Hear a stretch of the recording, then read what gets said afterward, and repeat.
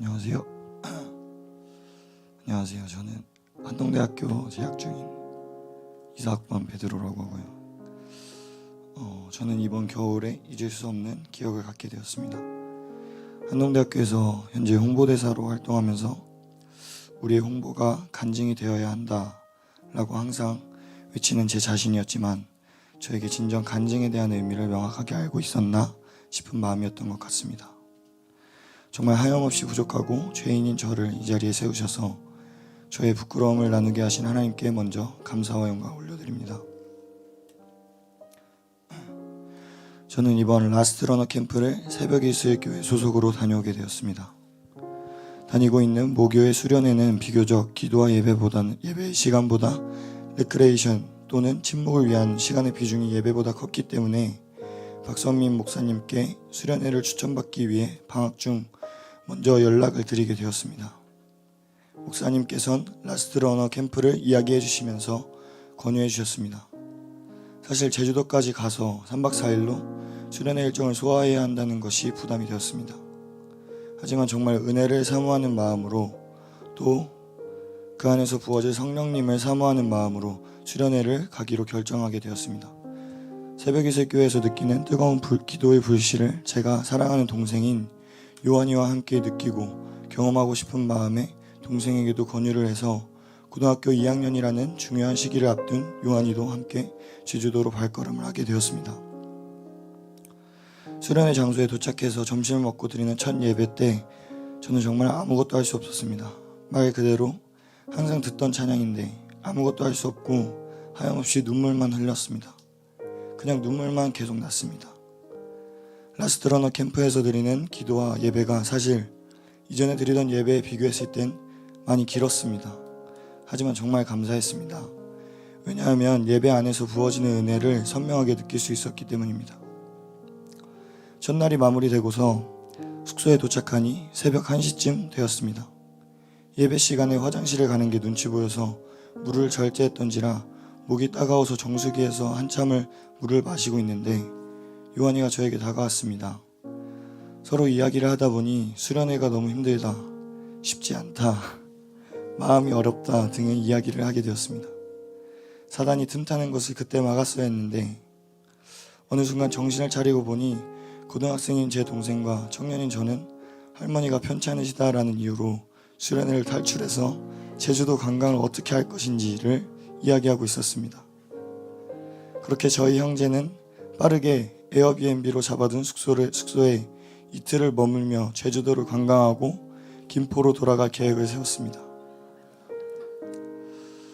저는 그날 밤 숙소 예약을 다 완료했고 다음날 오전 세션이 끝나는 대로 떠나자고 이야기를 했습니다. 다음날이 되었을 때 오전 예배 땐 마지막 예배니까 열심히 드리자라는 마음으로 열심히 드렸습니다. 예배가 끝나고 박선민 목사님을 만나러 가서 할머니가 편찮으시다는 이야기를 드렸습니다. 목사님께서 걱정하시면서 기도하시겠다는 말을 듣는데 죄책감이 정말 많이 들었습니다. 마음이 어려운 상태로 수련회장을 나오는데 동생이 제 마음을 읽고서 말하길, 형 우리 할머니라고 이야기 안 했잖아, 그런 말을 하더군요. 웃음이 피식 났지만 속으로 그래, 그러니까 괜찮지 뭐 라는 마음으로 합리화를 했던 부끄러운 제 자신입니다. 숙소로 가는 길 저희 형제는 제주도의 아름다운 해안도로를 따라 전기자전거를 타고서 바닷바람을 맞으며 숙소로 향했습니다. 여행은 텐션이지 라는 말을 어느 정도 믿는 저는 순간순간 찾아오는 죄책감과 지금이라도 돌아갈까 싶은 마음들을 스스로 지우고 또 지웠습니다. 그렇게 저희 형제는 숙소에 도착했습니다. 하지만 이상하게도 둘만의 여행을 시작한다는 기대감보다 예배 자리를 지켰어야 했는데 라는 후회가 점점 커지기만 할 뿐이었습니다. 하나님께서 주시는 목소리와 마음들을 불편한 마음으로 여기었음은 제가 사단의 종노릇을 열심히 하고 있었다는 반증이 되기도 하겠지요. 예배 자리를 떠나온 제 자신에 대한 생각이 조금이라도 드는 게 불편했던 것인지 저는 얼른 넷플릭스를 틀고서 좋아하는 영화를 틀어야겠다고 생각했습니다. 요한아, 보고 싶었던 영화 있어? 어떤 영화 볼까? 내가 했던 선택이 그렇게 잘못되었다고 느끼기 싫은 마음에 서둘러 재미있는 영화를 골라서 영화를 틀었습니다. 영화에 집중을 하려고 해도 마음이 너무 어려웠습니다. 결국 저는 TV 유튜브로 제주도 저편에서는 뜨겁게 진행되고 있는 라스트 러너 실시간 예배를 시청하게 되었습니다. 내적 갈등이 너무나도 컸습니다. 예배 자리에 지금이라도 돌아가는 게 하나님이 원하시는 것이라는 것을 너무 잘 아는 제 자신이었지만 유스 캠프의 한 청년이 담임 목사님께 할머니가 편치 않으세요 라는 거짓말을 하고서 목사님 사실 그건 거짓말이었습니다 라고 말하고서 돌아가는 것을 이겨낼 용기가 없는 것 같았습니다. 돌아가서 같은 청년부, 교회 관계된 모든 사람의 얼굴을 보면 쥐구멍에 숨고 싶은 심정일 것 같아서 차마 어떻게 해야 하나 싶은 마음이 너무 컸습니다. 정말 두 눈을 딱 한 번만 감고서 솔직하게 고백하고 돌아가 예배를 드린다고 한들 왜인지 모르겠지만 그 사실을 알게 된 박선민 목사님께서 설교 시간에 그것을 이야기하실 것만 같았고 내가 잘못을 인정하고 다시 돌아갔을 때 생길 수 있는 내가 부끄러워질 변수들만 생각하게 되었습니다. 참 아이러니하죠. 캠프장을 떠날 때에는 뒤돌아보지 않고 떠나리라 라는 생각으로 어떠한 고민도 없이 떠났던 제 자신이었는데 말입니다. 밀려들어오는 부정적인 생각들을 통제할 수가 없었습니다. 할머니를 팔고서 관광을 즐긴다고 한들 학기가 시작하고 나서 새벽 이슬교회에 나오는 순간들이 나에게 편안하게 다가올까? 어떻게 해야 할까? 꼬리에 꼬리를 무는 생각들이 시간을 더 지체되게 만들었습니다.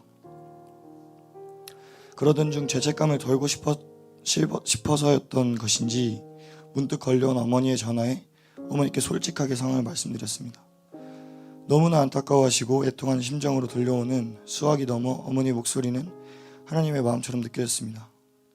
제주도까지 그렇게 가면 하나님이 너희 형제에게 얼마나 큰 은혜를 준비해 주셨을 텐데 안타깝다 라며 들려오는 어머니의 말씀을 끝으로 통화를 마무리했습니다. 요한이의 표정을 보니 저와 같은 생각을 하고 있고 같은 것을 느끼고 있고 같은 것을 고민하고 있는 것 같았습니다. 돌아가야 함을 알지만 쉽사리 결단하지 못하는 모습 같았습니다. 5분 정도 고민을 한 뒤 저는 결단했습니다. 돌아가자. 풀었던 짐을 다시 챙기고 호스트분에게 연락해서 환불이 가능한지 물어봤습니다. 규정상 30%밖에 못해준다는 대답에 또 한 번 시험에 들었습니다. 써버린 돈을 아깝다는 파렴치한 나의 생각들이 다시금 머리에 차올랐습니다. 그렇게 또 고민의 시간을 갖고서 저는 한 번 더 결단을 한 뒤 하림 전도사님과 박성인 목사님께 솔직한 카톡을 보냈습니다. 목사님, 거짓말이었습니다. 다시 돌아가서 예배를 드리고 싶은데 그래도 될까요? 목사님께서 돌아온 답장은 이놈의 짜식 빨리 와 두 마디였습니다. 그게 어찌나 감사하던지요. 동생과 저는 바로 짐을 챙겨서 택시를 부르고 서둘러 수련의 장소로 돌아왔습니다. 반나절이 지난 뒤 저희 형제는 다시 돌아왔습니다. 예배 중 예배당으로 들어갔을 때 선십에 대한 내용으로 함께 기도하는 것 같아 보였습니다. 아버지를 용서하십시오, 어머니를 용서하십시오라는 인도자 목사님의 목소리가 너무 잘 들렸습니다. 지나온 지난 시절들 속에서 재정적인 문제로 조금 무관심해 보인다는 이유로 다른 부모님에 비해 나의 환경과 학습과 가정 형편에 있어서 부족하다고 느껴진다는 이유로 원망하고 정죄했던 제 모습이 너무 죄송했습니다. 그렇게 기도를 하면서 저는 어머니를 생각할 땐 너무 눈물이 나고 미안하고 안쓰러운데 아버지는 그렇게 용서가 어려웠습니다. 어머니를 만나시면서 신앙생활을 시작하셨지만 느끼기에 나의 어린 시절에 무관심하다고 느껴졌던 아버지와 어려운 형편에 주님만 붙들 수 없는 환경에서 주님만을 애통하는 심정으로 붙드는 어머니와는 다르게 신앙에 있어서도 뜨거워 보이지 않았던 아버지에 대한 나의 감정을 굽히기가 쉽지가 않았습니다. 도로 한복판에서 시동이 꺼져서 서버려도 모자라는 차를 타고 다니는 어머니와 겨울에 눈이 오는 날에 퇴근길이 걱정되어 전화해보라는 어머니의 말씀에 오시는 길은 위험하지 않으세요? 라고 여쭙자 아빠 차는 사륜이라 괜찮아 라는 돌아오는 답들에 대한 생각과 기억들은 제 눈 속의 들보를 더 크게 만들었습니다. 부모를 공경하는 것이 계명이고 그렇게 해야 함을 알면서도 마음이 쉽게 변하지 않았습니다. 그러던 중 목사님께서 용서는 선포입니다 라는 말씀을 하셨을 때 예수님의 이름으로 구하지 않으면 나에게 구할 수 있는 것이 없다는 것을 너무나 크게 느꼈습니다. 하나님이 나의 크신 왕이십니다. 주님이 나의 주인이시고 내 삶과 나의 모든 시간과 순간을 주관하시는 분과 주권자 되시는 분이 주님이십니다. 아멘. 그렇게 둘째 날을 마무리하고 셋째 날을 임하는 마음가짐은 깊이 있고 주시는 은혜를 모두 받고 구하여 넘치는 은혜를 받고 가리라 라는 마음가짐이었습니다. 요한아, 우리 내일부터는 꼭 맨 앞에 앉자. 저희 형제가 자기 전에 나눴던 이야기입니다. 첫 세션도 맨 앞에서 듣고 싶었지만 중간에 홍보대사 줌 미팅으로 인해 30분을 빠지게 되어 맨 앞에 앉지는 못했습니다. 하지만 점심 이후 오후 세션에는 맨 앞을 사수하기 위해 필사적으로 어린 친구들에게는 너무 미안했지만 맨 앞 중앙에 앉았습니다. 물론 동생도 함께입니다. 그 시간 스피처는 박성미 목사님이셨습니다. 사실 목사님이 단에 서실 때부터 심장이 빨리 뛰었습니다. 왠지 목사님이 나오시면서 어제 제 허물을 다 말씀하실 것 같았기 때문입니다. 저와 동생을 뒤로 300명에서 400명가량이 되는 유스 친구들과 학부모님들이 계셨습니다. 아니나 다를까 목사님께서 말씀을 전하시면서 갑자기 저를 보시며 들어야 말해도 되지 물으셨습니다. 웃으며 네 라고 대답했지만 대답을 할 수밖에 없었던 것 같습니다. 목사님이 말씀하신 첫 문장은 제 앞에 지금 사도적인 이름을 가진 형제가 앉아 있습니다. 한 청년은 베드로이고 한 학생은 요한입니다. 웃는 게 아니라서 말처럼 민망함을 감추려고 웃음을 지어보려 하지만 얼굴에 근육이 다 빠져서 웃지도 못하고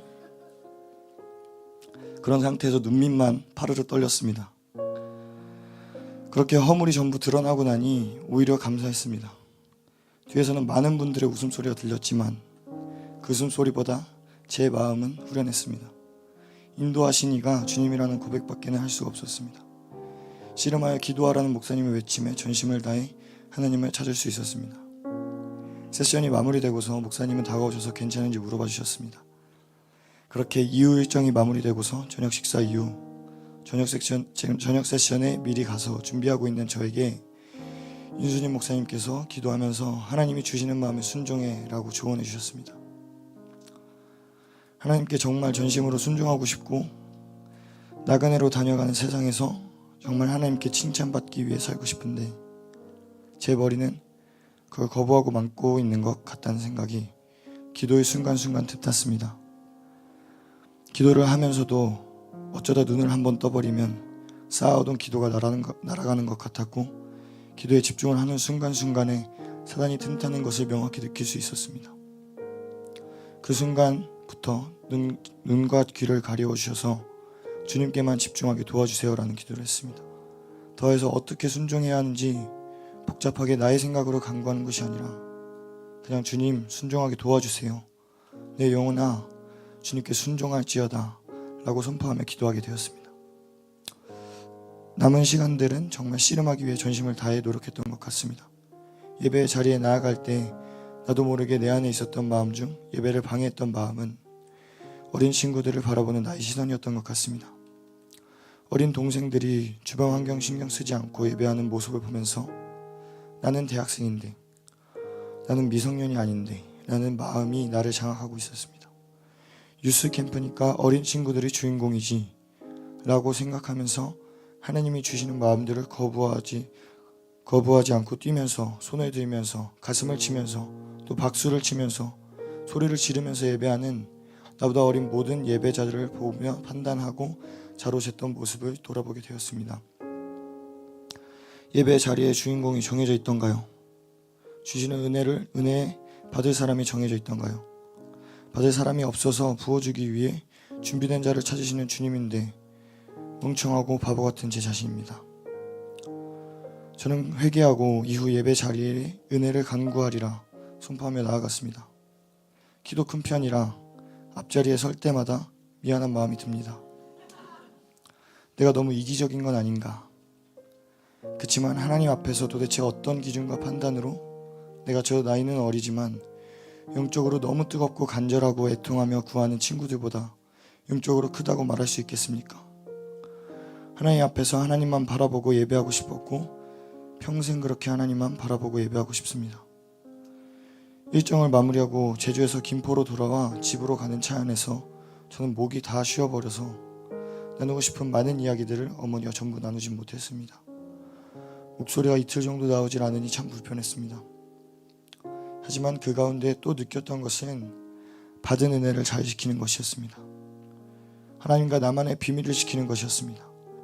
하나님께서 주신 은혜를, 그 귀한 은혜를 이 자리에서 사랑하는 글로벌 새벽이슬 교회와 여러분들 앞에서 나누게 하신 주님께 감사합니다. 더해서 저희 형제를 은혜의 자리에 돌아오게 모든 것을 주관하시고 이 땅을 창조하시고 이전에나 지금이나 앞으로나 나의 모든 삶을 주관하시는 나의 살아계신 주님께 모든 영광 올려드립니다.